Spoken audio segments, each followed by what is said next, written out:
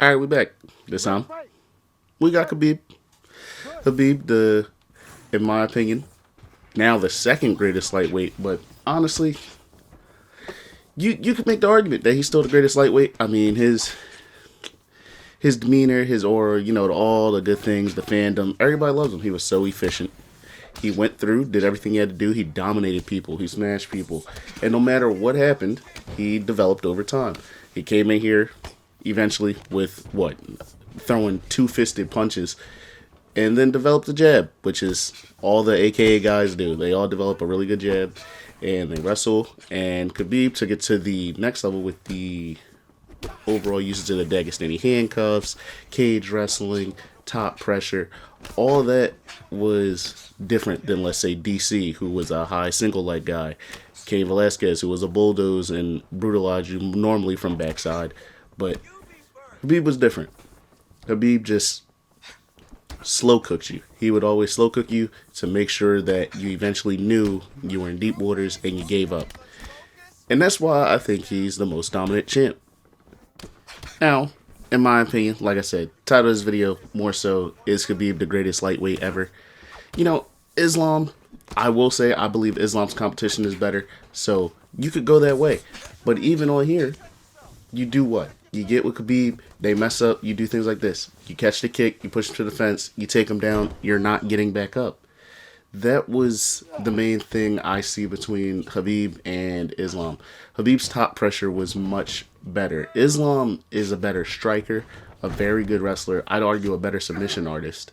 But Khabib's top pressure and dominance was just different. Even like right here, we get him, we get the denial. He tries to force it to the right for some reason, and we one-shot him, and the fight's over. Like, there's nothing you can do there. And this is the type of stuff that I think contributes to his dominance. And just like that, guy quits, on to the next fight. Ready. Let's do it.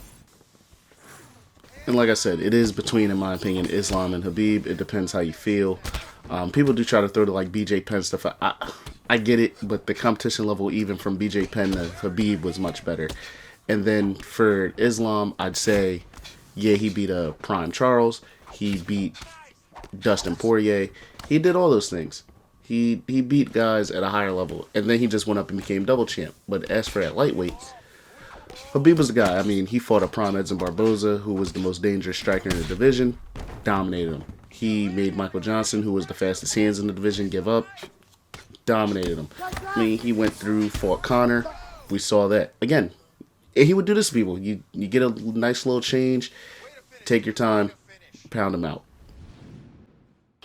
And honestly, this is why Khabib is even in the conversation. The 29-0 is great. But what he did to everybody, especially a prime Dustin Poirier, like even in here, I don't know why there was this lag right there, but even in here, we have a prime Dustin Poirier, who Khabib, Dustin did his stereotypical thing. He jumped the gilly, and Khabib gets out of a tight guillotine, goes through, finds his way, and gets to the sub. He just did what he always did, and that was show his dominance with his grappling and his top pressure. And there was nothing people could really do about it.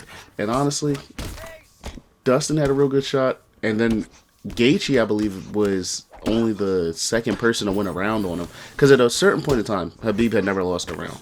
But his first time he lost a round was against Conor. I believe the first time he lost a round was round 3 versus Conor. And that's when he was beating him up already. And he tried to stand with him. And Conor just kind of won the striking exchanges. Which Javier Mendez lit him up for that and then said, like, get this done. But, Khabib had all that emotion running through him. He was hot. He was mad. But then still goes in and finishes the fight, chokes him out, jumps over the barricade, throws his mouthpiece, Dylan Dennis. He won 2 fights in one night.